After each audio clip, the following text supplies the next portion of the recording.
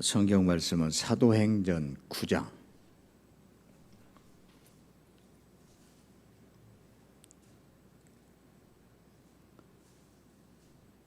사도행전 9장 제가 10절부터 봉독하겠습니다.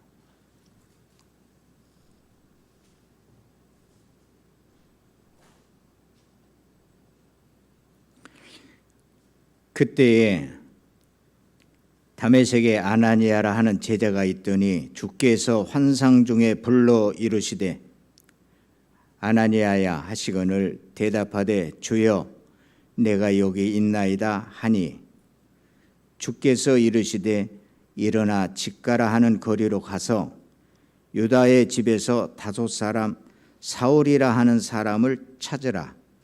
그가 기도하는 중이니라. 그가 아나니아라 하는 사람이 들어와서 자기에게 안수하여 다시 보게 하는 것을 보았느니라 하시거늘 아나니아가 대답하되 주여 이 사람에 대하여 내가 여러 사람에게 듣사온즉 그가 예루살렘에서 주의 성도에게 적지 않은 해를 끼쳤다 하더니 여기서도 주의 이름을 부르는 모든 사람을 결박할 권한을 대제사장들에게서 받았나이다 하거늘 주께서 이르시되 가라. 이 사람은 내 이름을 이방인과 임금들과 이스라엘 자손들에게 전하기 위하여 택한 나의 그릇이라. 그가 내 이름을 위하여 얼마나 고난을 받아야 할 것을 내가 그에게 보이리라 하시니 아나니아가 떠나 그 집에 들어가서 그에게 안수하여 이르되 형제 사울아 주 곧 네가 오는 길에서 나타나셨던 예수께서 나를 보내어 너로 다시 보게 하시고 성령으로 충만하게 하신다 하니 즉시 사울의 눈에서 비늘 같은 것이 벗어져 다시 보게 된지라. 일어나 세례를 받고 음식을 먹음에 강건하여 지니라. 아멘. 네, 오늘 특별한 날입니다. 오늘 예배를 위해서 우리 바리톤 김창식 선생님이 오셨습니다. 이 시간 특별히 귀한 찬양해 주시겠습니다. 우리 김 선생님은 광주 광역시 합창단 차석 단원이시고 광신대학교에서 학생들을 가르치고 계시고 중흥교회 지휘자로서 교회를 섬기고 계십니다. 아주 귀한 분인데 우리 교회를 사랑하시고 오늘 이 예배를 복되게 하기 위해서 마음을 감동하셔서 오늘 찬양을 드리게 됐습니다. 대단히 감사합니다. 네.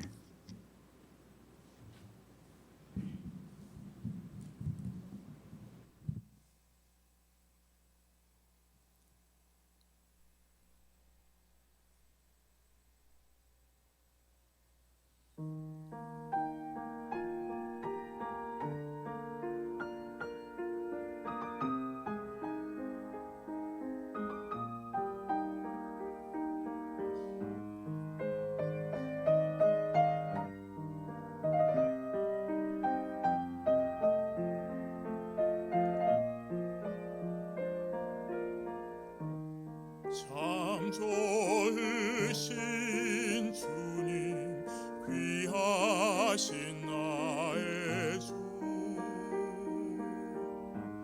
늘 가까이 계시니 나 두려움 없네. 내 영이 고날 때 내 맘 낙심될 때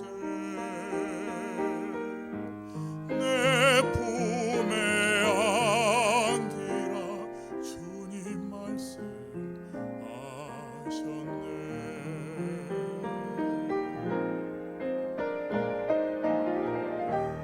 광야 같은 세상 주만 주만 의지하며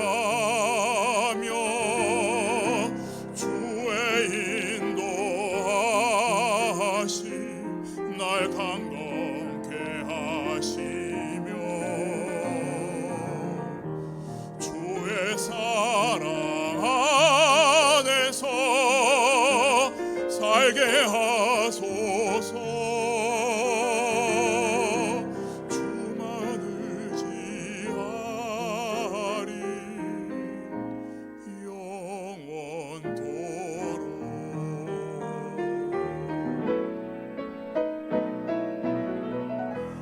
광야 같은 세상 주만 의지하며 주의 인도하심 날 강건케 하시며 주의 사랑 안에서 살게 하소서. 주만 의지하리 영원토록. 주만 의지하리 영원토록.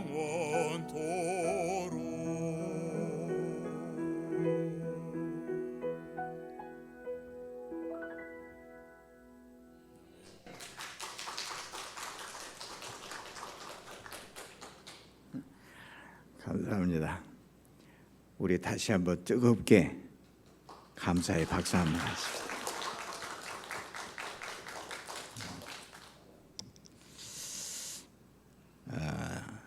제가 지난 목요일에 무등산에 다녀왔습니다. 다른 때는 중머리째를 지나서 장불째, 입석대, 서석대를 찍고 무등산을 내려옵니다. 지난주에는 중봉에 올랐고 이 동화사터를 지나서 토끼등 그리고 바람째를 지나서 내려왔습니다. 지금 제가 말씀드려도 무등산을 날마다 보고 살아도 전혀 잘 모르는 얘기인데 이런 분 계시고요. 또 이제 부분적으로 나 거기 갔다 왔는데 중머리째 갔다 왔는데 서석대 갔다 왔는데 부분적으로 이제 아시는 분들이 있고 또 제가 이리 쭉 이야기를 하게 되면 목사님 어디로 해서 어디로 왔구나. 그것을 경험이 있으신 분은 그것을 굉장히 다시 한번 옛날에 내가 갔던 것을 생각하고 함께 기쁨을 나눌 수 있습니다. 제가 이 말씀을 드리는 것은 우리의 인생을 살아가는 데 있어서도 그렇습니다. 그래서 우리 노래도 그렇고 성경에도 그렇고 우리의 인생을 살아가는 길에 있어서 인생길을 어떻게 살아가는지, 그래서 예수님은 나는 길이요 진리요 생명이다 또 이렇게 이야기도 하십니다. 그래서 우리가 이 길이 어디서 어디로 하는지 안 가보고 모르신 분은 그런가 보다 그렇게 생각을 해요. 근데 다녀오신 분은 굉장히 기쁜 거예요. 나도 갔다 왔는데. 그런 것처럼 우리의 인생길에 있어서 자기의 인생길을 가는 길을 아는 사람은 어려움이 없습니다. 가다가 조금 어려운 일을 겪어도 이거 일이 돌아가면 돼. 또 기다렸다 가면 돼. 그래서 길이 보이니까 삶에 있어서 그렇게 어려움이 없습니다. 근데 자기의 인생길이 보이지 아니하면은 항상 두렵고 염려가 되고 복잡합니다. 그래서 무슨 일을 조그마한 일을 당하면 더 큰 일을 겪지 않을까 이러면서 엎친 데 겹친다고 삶의 방향의 길이 안 보이는 겁니다. 그래서 나중에 살다 보면 이런 것을 그러면서 이제 그때 가서 이제 후회하고 새롭게 생각을 하고, 그나마 다행인 것은 그래도 살다가 깨달으니까 다행인 것 아니겠습니까?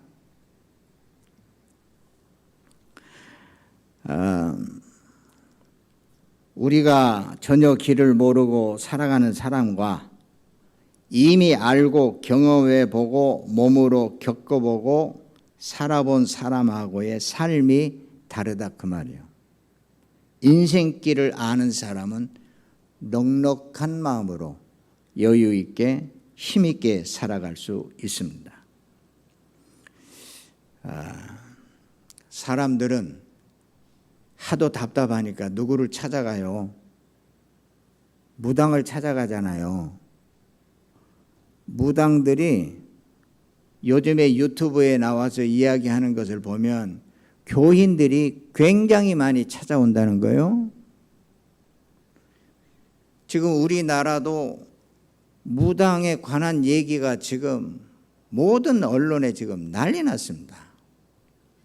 왜냐하면 대통령이 하는 말 가운데 내가 대통령을 처음 해봐서 잘 몰라서, 알면은 시원하게 해 나갈 수 있겠는데 잘 안 되니까, 준비가 안 됐다고 하니까, 그러니까 결국은 어떻게 해야 돼요? 이제 무당이라도 불러서 어떻게 했으면 쓰겠느냐고 하도 답답하니까. 이게 본인은 얼마나 답답하겠어요? 제가 뭐 정부를 탓하려고 하는 얘기가 아니라, 알면은 쉽고 모르면 어렵고 모르면 남의 탓하고 나 못나 하고, 그러나 아는 사람은, 자기 자신을 아는 사람은, 어떻게 살아야 할 것인가를 아는 사람은, 내가 인생을 어떻게 마쳐야 되겠다 아는 사람은 남 탓하지 않습니다.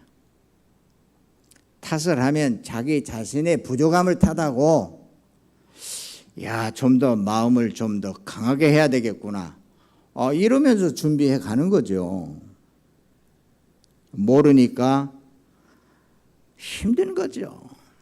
그러니까 계속 분란이 일어나고 다른 사람 탓을 하고 살아가는데, 하루 한 달 사는 것도 이렇게 힘든데 일생 동안 이렇게 살아가는데 얼마나 고생하며 살겠습니까?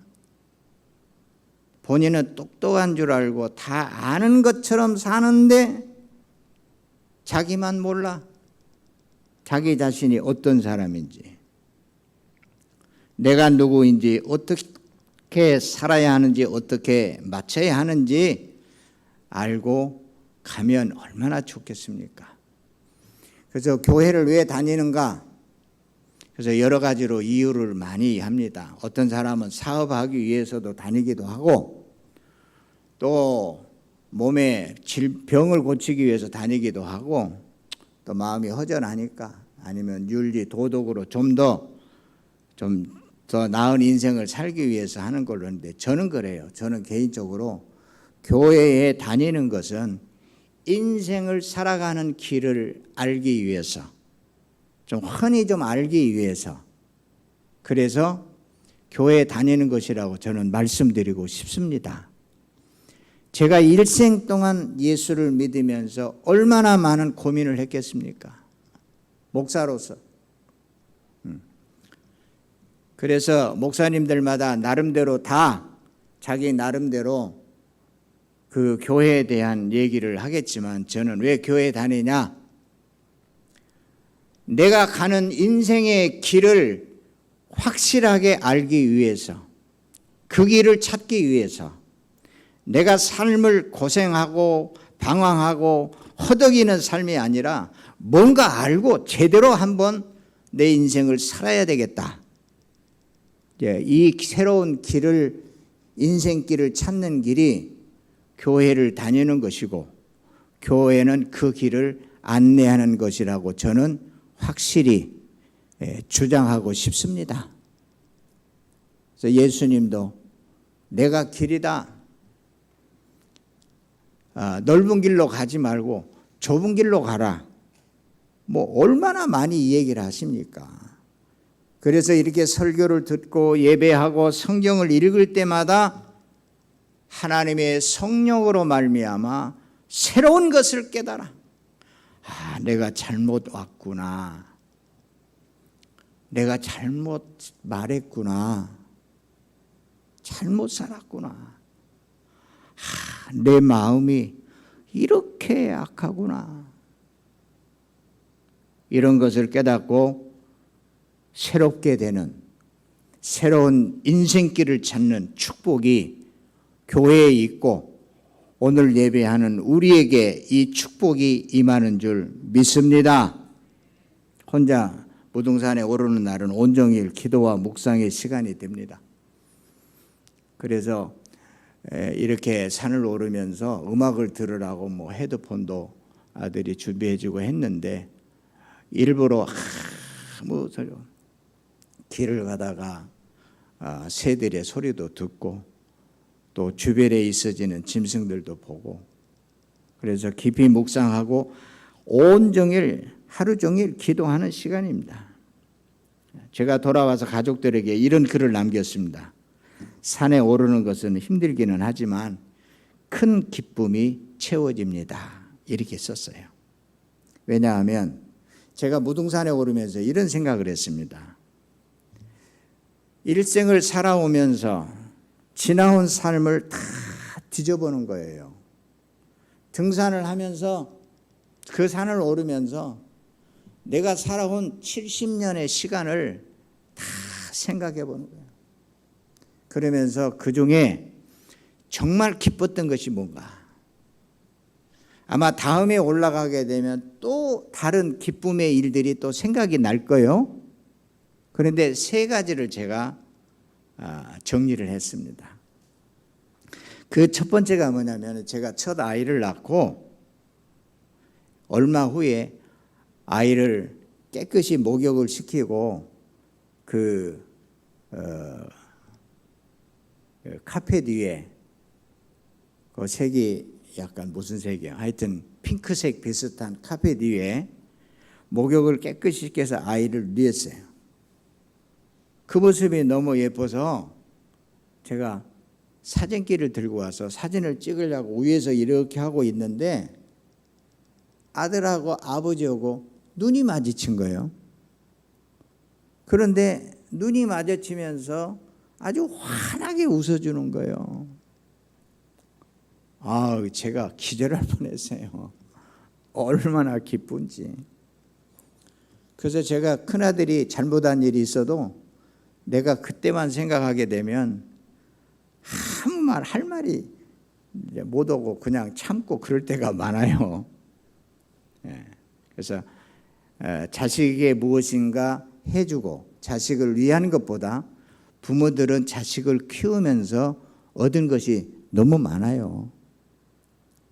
그러면서 저는 그런 생각을 했어요. 요즘에 하나님이 참 기뻐하시겠다. 왜 그러냐면 제가 이제 나이가 되고 신앙적인 이해를 깊이 하다 보니까 이제는 하나님의 눈을 맞추고 싶어요. 그리고 하나님을 향해서 아니면 눈을 감고 소리를 치는 거야. 주님의 높고 위대하심을 내 영혼이 찬양한다고. 그래서 하나님과 내 영혼의 사람, 속 사람의 눈이 마주칠 때에 하나님과 얼굴을 마주칠 때에 내가 기뻐하고 찬양하는 그 일에 하나님이 얼마나 기뻐하실까? 그것을 깨달아요. 또 두 번째는 뭐냐면 제가 신학교를 졸업하고 목사가 되었는데도 성경을 읽고 또 읽어도 잘 알 수가 없어요. 기도원에 가서 산속에 가서 성경 한 번을 통독 다 하고 내려와도 왜 그렇게 어려운지 성경이 왜 이렇게 두꺼운지 알 수가 없는 거예요. 그 어느 날 성경 안에 있는 내용이 정리되기 시작했고, 그리고 성경 안에 있는 내용들이 하나하나 이렇게 줄줄이 퍼즐 그림처럼 내용이 하나하나 맞춰져 가기 시작하는 거예요. 그러면서 성경이 딱 맞춰지면서 그림이 딱 보이는 거예요. 그러면서 이렇게 두꺼웠던 성경이 이렇게 얇아지는 거예요. 와, 그때 그 기쁨, 그 황홀함, 제가 그 순간을 잊을 수가 없어요. 하도 제가 멍청이같이 목회하면서 허덕이니까 하나님이 불쌍히 여겨서 성경을 깨닫게 해주는 은총이었다. 저는 그렇게 생각을 합니다. 근데 요즘에 많이 세 번째 마지막으로 큰 기쁨이 되는 것은 제가 제 아내한테 고백을 했습니다. 그 전에 그림으로 보였던 그 성경의 내용이 이제는 하나하나 깨알처럼 깨달아지는 거예요. 그래서 깨를 볶을 때 톡톡 튀는 것처럼 여기를 읽어도 이해가 되고 저기를 읽어도 이해가 되고, 그 기쁨이 보통 기쁨이 아니에요. 늙어가지고 못 할까, 어디를 갈까, 뭘 먹을까 이러는데, 이렇게 성경 안에 있는 진리가 깨달아지는 이 기쁨을 누가 알까? 그래서 저는 제 아내에게 참 행복한 시간이다, 이렇게 고백한 시간이 며칠 전에 있었습니다. 저는 이런 말씀이 새롭게 다가와요. 여호와를 경외함이 지혜의 근본이라 그의 계명을 지키는 자는 다 훌륭한 지각을 가진 자이니 여호와를 찬양함이 영원히 계속되리로다. 잠언서에도 보면 여호와를 경외하는 것이 지혜의 근본이요 거룩하신 자를 아는 것이 명철이니라. 우리의 삶의 근본이 뭐냐? 하나님을 경외하는 것 지혜의 근본이고 하나님을 아는 것이 명철이고, 제가 볼 때는 그것이요. 그게 그거예요. 왜 그러냐면 하나님을 알면은 하나님 앞에 엎드리게 돼 있어요. 하나님을 알면 기도하게 돼 있어요. 하나님을 알면 절대적인 믿음을 하나님을 향하여 부르짖게 되어 있어요. 모를 때에는 내가 기도해도 될까? 하나님이 어디가 있지? 과학적으로도 증명도 안 되고, 또 글로서 어떻게 표현을 해보려고 해도 어떠고, 유명한 빌리그레암 목사님 글을 제가 봤어요. 하나님을 가까이, 이 양반에게서는 뭐 특별한 것이 좀 나올까? 특별한 것이 나올까 기대하고 읽어봤더니 거기 내용에 보면 성경을 잘 보라고 그렇게 써져. 성경을 잘 보면 하나님을 안다고. 내가 실망을 했죠. 그런 얘기 누구도 못해. 그거 말고 좀 더 확실한 얘기가 없냐. 제가 하나님을 좀 더 확실하게 알고 싶어서 몸부림을 쳤습니다. 벌써 몇 년인지 모릅니다. 마음을 교회에 둬야 되는데 그것보다는 하나님을 아는 것이 절실해서 몸부림을 쳤습니다. 그런데 사슴이 시냇물을 찾듯이 목말라 하게 되면 그 영혼의 목마름을 채울 수 있어요. 은혜를 주시는데, 다른 분은 뭐라고 할지 몰라도 나는 하나님을 아는 확실한 것은 이것이다라고 하는 것을 정리가 된 거예요. 이제는 길이 환히 보이는 거예요. 하나님을 아는 것이 우리에게 가장 중요한 건데, 하나님을 알게 되면은 모든 것을 알게 되는데, 우리는 100년 살지만 하나님은 영원하신 분이잖아요. 모든 사람이 어떻게 살아가고 어떤 종말을 맞은 것을 하나님은 다 알잖아요. 그것을 성경에 기록해 내니까 그래서 성경을 읽는 사람은 그래도 많은 것을 얻을 수 있죠. 하나님은 우리의 모든 것 되시잖아요. 생명의 근본이고 삶의 모든 것이고 다 아신 분이에요. 그러니 하나님을 알면 인생의 모든 비밀이 다 열린다 그 말입니다. 할렐루야. 네. 오늘 참 좋으신 찬양을 해주신 우리 김창식 선생님께 다시 한번 감사를 드립니다. 수는 적지만 정말 이곳에서 하나님의 음성이 들려지는 교회가 되기를 바라고 또 하나님을 영광스럽게 하는 찬양이 있는 교회가 되기를 소망하고 있습니다. 그래서 얼마나 안타까우면 내가 이성호 집사님한테 단원들한테 제발 좀 예배 시간에 좀 도와주시라고 내가 부탁을 했더니 맨 먼저 우리 김 선생님이 오셨습니다. 하여튼 큰 은혜의 시간 되시기를 바랍니다. 네. 그런데 노래를 부르는 사람들도요, 성악가니까 노래 부르는 사람이니까 직업이니까 이렇게 노래 부르는 사람이 있어요. 근데 어떤 사람은 자기의 그렇게 노래 부르는 것도 전문이지만 그것보다도 어떻게 하면 노래를 더 잘 부를까 하고 다른 사람들의 노래에 귀를 기울이고 지혜를 모르고 또 그대로 또 흉내도 내보고 엄청나게 노력하는, 그렇게 해서 또 찬양을 하신 분이 있어요. 그리고 어떤 분은 다 그런 과정을 다 거치겠지만 하나님을 경험해요. 하나님을 체험해요.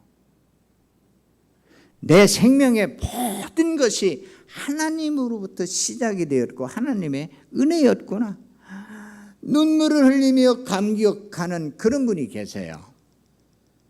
그래서 찬양을 할 때 전문가 직업으로 부르는 게 아니라 너무 하나님의 은혜가 감사해서 그 찬양을 부를 때 그 사람을 뭐라고 그러냐면 신들린 사람이라고 그래요. 성령에 충만한 사람이라고 그래요. 감동이 달라요. 감동이. 듣는 사람이 다 알아요. 놀랍습니다. 그래서 이렇게 하나님을 아는 사람은 노래뿐만 아니라 자기가 하는 모든 일에 무엇을 하든지, 그래서 청소하는 미화원이라 할지라도 하나님을 아는 사람은 월급도 받지만 월급 받는 것보다도 하나님이 만드신 이 세상을 내가 깨끗이 해야 되겠다.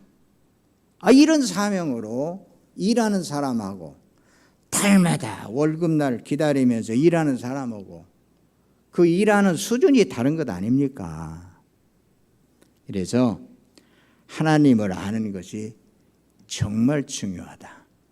하나님을 알면 인생의 모든 길이 훤히 보이는 거야. 열리는 거예요. 제가 이렇게 말씀드리면 욕하지 마시고 이렇게 보게 되면 주변에 있는 사람들과 함께 이야기해보고 해보면 여러분들도 알잖아요. 얼마나 답답해요. 그 사람. 얼마나 불쌍해요. 하는 소리가 얼마나 어리석어요. 자기는 모르는 거예요. 캄캄해. 교회 다닌 지 굉장히 오래됐는데도 어쩌다가 저렇게 고생을 하나. 교회다가 얼마나 많이 헌금도 하고 봉사도 하고 또 교회 짓기 위해서 얼마나 고생도 하고 그랬는데도 불구하고 이 하나님을 깊이 경험함이 없으니까 잘 모르는 거예요. 그러다 보니까 자꾸 자기 자신을 자랑하려고 하고 자기 자신에 대한 얘기만 하려고 하고 내가 옛날에 이렇게 했는데 어째서 그러냐고 그러고 자꾸 인간적인 생각에 매몰돼 갖고 본인 스스로 굉장히 상당히 불행한 삶을 사는 거예요. 저는 하나님을 아는 지식에 대해서 세 가지로 얘기를 한 적이 있습니다. 오늘 또 조금 강조하고 가겠습니다. 하나님을 아는 지식은 온 우주 자연 만물을 통해서 하나님을 알 수 있습니다. 근데 그 하나님은 신비롭고 아름답고 황홀하고 그래요. 자연을 통해서 경험하는 하나님은 그렇습니다. 특별히 우리는 과학자가 아니기 때문에 깊은 것까지 모르지만 작은 미생물을 연구하는 사람들은 미칩니다. 그 동물 세계의 신비함에 미치고, 지금 우리가 우주선을 쏘아 올렸는데 그 우주선을 올라가 보면, 우주를 연구해 보면 그 사람들은 가히 자기의 지식으로 상상할 수 없는 세계에 대해서 그저 황홀할 뿐이야. 대표적인 사람이 아인슈타인이야.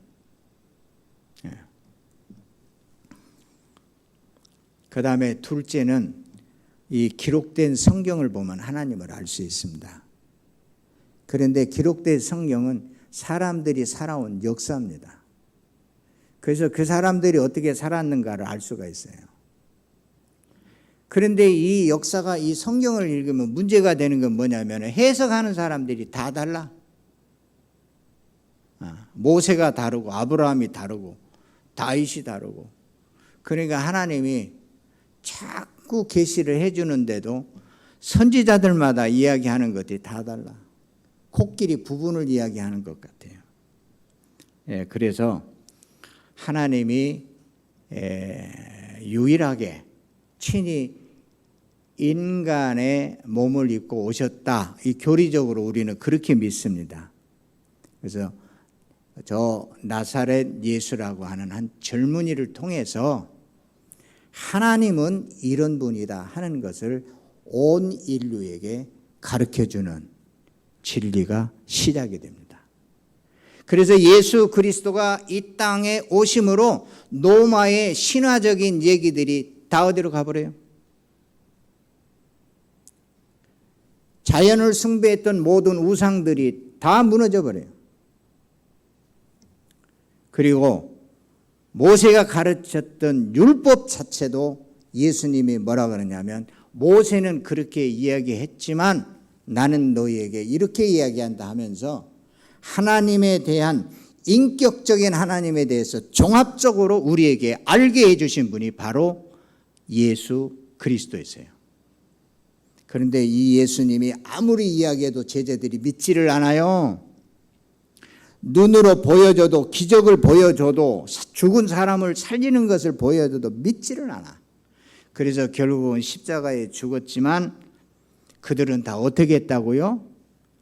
다 도망갔어요. 다 도망가. 제가 성경을 읽으면서 나보다도 형편없는 존재들이 그들이에요. 내가 그런 경험을 했더라면 그래도 나는 그래도 양심을 가지고 있을 것인데, 이 제자들이 도대체 양심이라는 게 하나도 없네. 그 십자가에 채찍질하고 못 박혀 죽어가는 그 과정을 보면서 오히려 뭐라 그래요? 다 모른다고. 오히려 욕해요, 욕해. 계집종 앞에서. 베드로라고 하는 분이에요. 교회의 첫 번째 교황 베드로라고 한 분이 그렇게 했어요. 그래서 모든 것이 딱 끝난 거예요. 하여튼 십자가의 사건이 있어. 예수 그리스도 아무리 가르쳐도 깨닫는 자가 없고 세상은 캄캄해졌어요. 십자가에 다들 주변의 모든 것이 어두워졌다고 성경은 그렇게 기록되어 있어요. 참 답답할 일이에요. 그런데 3일 후에 어떻게 했어요? 예수 그리스도가 부활하셨다라는 얘기가, 소문이 나와요. 난 몰라요. 예수가 부활했다라고 하는 역사적인 근거, 글 아무것도 없어요. 누가 뭐 사진 찍어놓은 것도 없고 그거 옆에서 말한 것도 없고. 그래서 부활했다는 얘기들이 있어가지고 그 사람들이 모였어요. 모여서 마음을 같이하여 기도했어요. 성령이 임했어요. 그게 교회가 됐어요. 그 사람들은 다른 것이 아니에요. 십자가에 죽인 예수가 다시 부활하셔서 살아나셔서 우리와 함께 하신다. 이게 유일한 그리스도인들이고 이 사람들을 교회라고 그래요. 공동체라고 그래요. 그러니까 교회를 다니지만 예수 그리스도가 죽었다가 다시 부활했다라고 하는 것을 믿지 아니하는 사람은 교인이 아니에요. 거듭난 사람이 아니에요. 교회를 다니면서 그것을 경험하게 하기 위한 과정 속에 있는 사람이에요. 언젠가는 그것이 깨달아지는 순간이 오게 되면 그때 비로소 신령한 눈이 열리고 신령한 소리를 들을 수 있고 제대로 믿음의 생활을 그때부터 하는 거예요. 오늘 본문의 사건이 그거예요. 지난 주일날 우리는 사도 바울이 다메섹 도상에서 예수님을 만나고 이야기하잖아요. 사울이라고 하는 청년이 예수가 죽고 부활했다라고 하는 그 공동체, 그 사람들이 모여서 예수께서 마지막 행하셨던 성찬식이 있어요. 그 일을 행하면서 나를 기억하라 해가지고 그 일을 하고 있는데 그것이 성찬 예식을 하는데 그 포도주가 자식들을 잡아먹는 일인 줄 아주 미개한 행위인 줄 알았어요. 그래서 그들을 공격하고 잡아서 죽이려고 하는 일에 사울이라고 하는 아주 이 당시에 최고의 유능한 이 젊은이가 교회를 핍박하기 시작하고 다메섹으로 갈 때 대낮에 밝은 빛이 비추고 뭔 소리가 들렸다라는 것 아닙니까? 사울아 사울아 왜 네가 나를 핍박하느냐? 교인들을 핍박했지 언제 예수를 핍박했어요? 이렇게 부활의 사건을 믿는 성도는 예수 그리스도와 한 몸이에요. 소중한 분들이에요. 그 안에 예수의 생명이 있는 분들이에요. 하나님의 큰 사건을 만들어내는 사람들이에요. 사울에게 누군 내 핍박하냐가 물을 때 누구십니까? 당신이 누길래 이 대낮에 나를 길바닥에 엎어려 놓고 이렇게 무기력하게 초라하게 나는 네가 핍박하는 예수다. 일어나서 성 안으로 들어가라. 네가 해야 할 일을 알려줄 사람이 있을 것이다. 사울은 땅에서 일어나 눈은 떴으나 아무것도 볼 수 없었고 말도 못하고 멍하게 서 있었다고 성경을 기록하고 있습니다. 다메섹으로 데리고 갔으나 사흘 동안 앞을 보지 못하는 상태에도 먹지도 마시지도 못했다고 누가는 성경에 기록했어요. 이때 오늘 읽은 본문입니다. 아나니아라는 사람이 등장합니다. 부활하신 예수님은 환상 가운데 아나니아를 부르십니다. 아나니아야 부르니까 주님 제가 여기 있습니다. 너 일어나 고돈길이라 부르는 직가라 부르는 거리로 가서 유다의 집에서 사울이라고 하는 다소 사람을 찾으라. 이 고돈길 직가라고 하는 것은 큰 대로변을 이야기해요. 큰 길, 대로변. 그거에 유다 집이 있고 그곳에 사울이라고 하는 사람이 있는데 그는 지금 기도하고 있는 중이다. 그렇게 이야기를 해요. 환상 가운데 예수님께서 아나니아라는 사람이 들어와서 자기에게 손을 얹어 시력을 회복시켜 주는 것을 사울이 보았다. 기도하고 있는 사울이 아나니아가 와서 안수 기도하고 눈이 회복되고 모든 것이 회복되는 것을 미리 보여준 거예요. 그러니까 아나니아가 하는 말이 주님, 그는 예루살렘에서 주님의 성도들에게 얼마나 해를 끼쳤는지 모릅니다. 나는 많은 사람에게 들었습니다. 그리고 그는 주님의 이름을 부르는 사람들을 잡아갈 권한을 대제사장에게 받아가지고 여기 와 있습니다. 핍박자 사울이 하는 일을 잘 경계하고 아는 아나니아입니다. 예수님은 그래도 가라. 그래도 가라. 그는 내 이름을 이방 사람들과 임금들과 이스라엘 자손들 앞에 가지고 갈 내가 택한 그릇이다. 오늘 우리가 읽은 성경의 내용이에요. 그래서 아나니아는 순종합니다. 사울이 머무는 집에 들어가 사울에게 손을 얹고 사울 형제여, 그러뇨 스데반을 죽인 자요, 돌로 쳐 죽인 자요, 교회를 핍박하는 왼수요. 그런데 아나니아 보세요. 형제 사울이여, 그대가 오는 도중에 그대에게 나타나신 주 예수께서 나를 보내셨소. 그것은 그대가 시력을 회복하고 성령으로 충만하게 되도록 하시려는 것이요. 그래서 사울은 회복하고 일어나 세례를 받고 음식을 먹고 힘을 얻었다.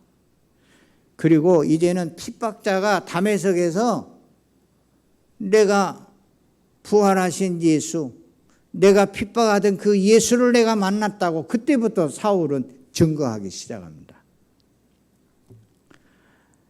이 신앙 고백이 전 세계를 새롭게 뒤집었어요. 모든 사람의 마음을 새롭게 하고 부활하신 예수 그리스도를 경험한 이 사건이 오늘날 믿는 성도들에게도 똑같이 역사하고 계신다 그 말이에요. 그러니까 이 부활하신 그리스도를 만나는 사람은 비로소 그때 하늘에 계신데 하나님이 어떤 분인가 하는 것을 비로소 눈이 열리는 거예요. 아, 예수님이 그래서 그러셨구나. 예수님께서 저 공중에 나는 새를 보라. 새를 봐서 거기서 뭘 볼 거요?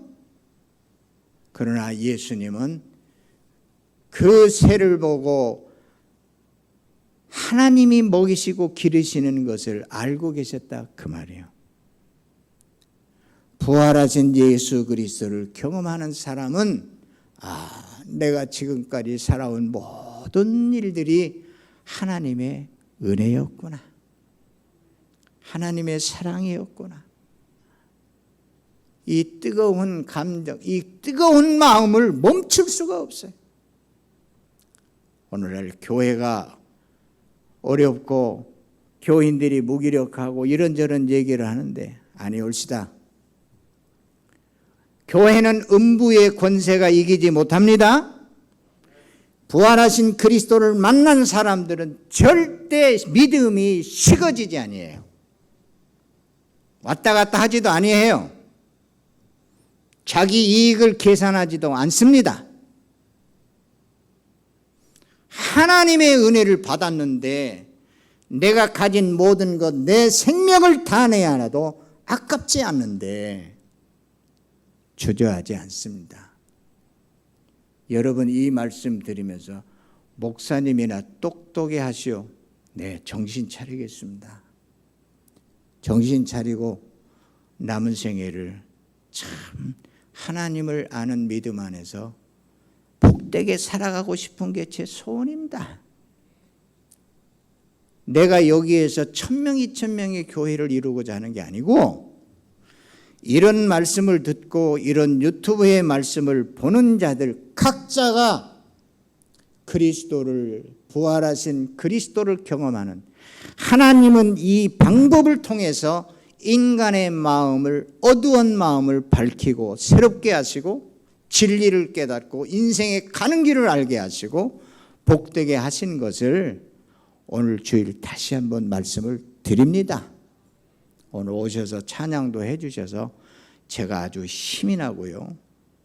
너무 감사합니다.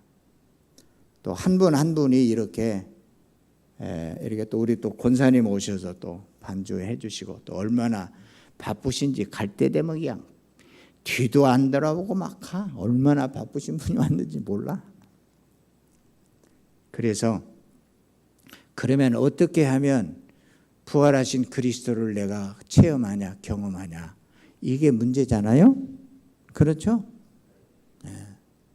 그 방법을 알아야 되잖아요. 저는 그래요. 사도 바울처럼 교회를 대단히 반대하고 역겹게 한번 해보세요.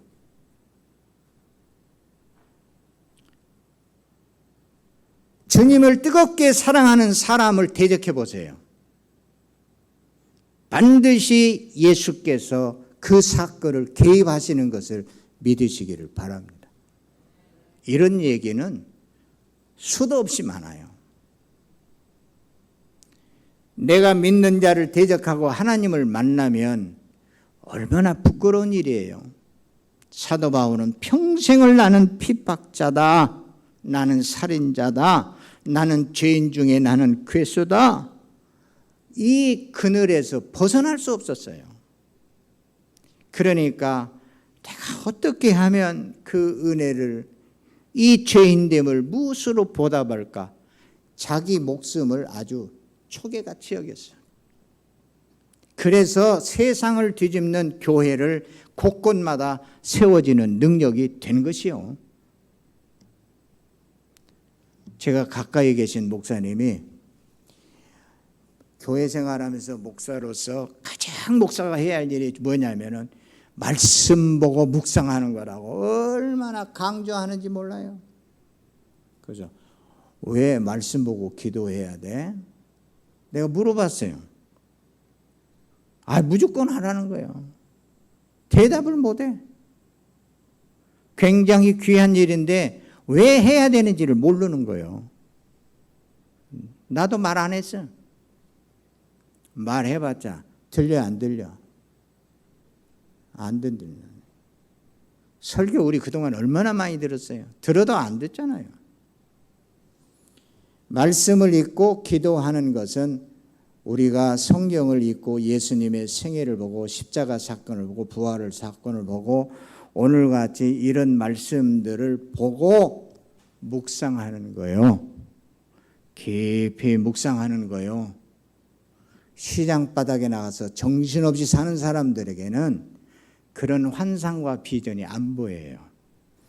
골방에 들어가서 산책을 하든지 아니면은 내 삶이 곤고해져서 병들고 사업이 망하고 어려운 가운데 코너로 몰렸을 때 자연히 조용한 골방이 찾아지고 병실이 찾아져요. 그럴 때 기도해줘요. 그럴 때 말씀이 보여요. 말씀 보고 기도할 때 부활하신 주님을 경험하는 은총이 있습니다. 할렐루야. 대표적인 사람이 저예요. 제가 옛날에 이런 간증을 이야기했는데 왜 그랬는지를 몰랐는데 이제 나이가 돼서 그래서 그 사건이구나. 저는 지금 기도할 때마다 우리 온 성도들이 말씀과 기도를 통해서 이러한 부활하신 주님을 깊이 체험할 때마다 하나님을 아는 신비한 비밀이 열리는 것을 믿으시기를 바랍니다. 그래서 수요일 날 저녁에 마가복음을 집중적으로 우리가 말씀을 나누는 이유도 거기에 있습니다. 오늘 여기에 참석하신 분들은 수요일 저녁에도 같이 오시면 목사님이 뭔가 조금 깨달은 것이 있는가 보다 조금 인정하시고 또 거기 가서 또 조금이라도 좀 깨달아 보자. 그러다 보면 내가 부활하신 그리스도를 만날 것이다. 부활하신 그리스도를 만나 내가 그 체험을 하는 순간에 하나님의 깊은 신정을 헤아리고 내 인생의 모든 걸어왔던 길이 보이고 가는 길도 훤히 보여서 모든 두려움, 근심, 염려 사라지고 그 마음에 하나님의 나라가 이루어질 것을 믿으시기를 바랍니다. 감사합니다. 기도하는 중에 예수님을 모시기 바랍니다.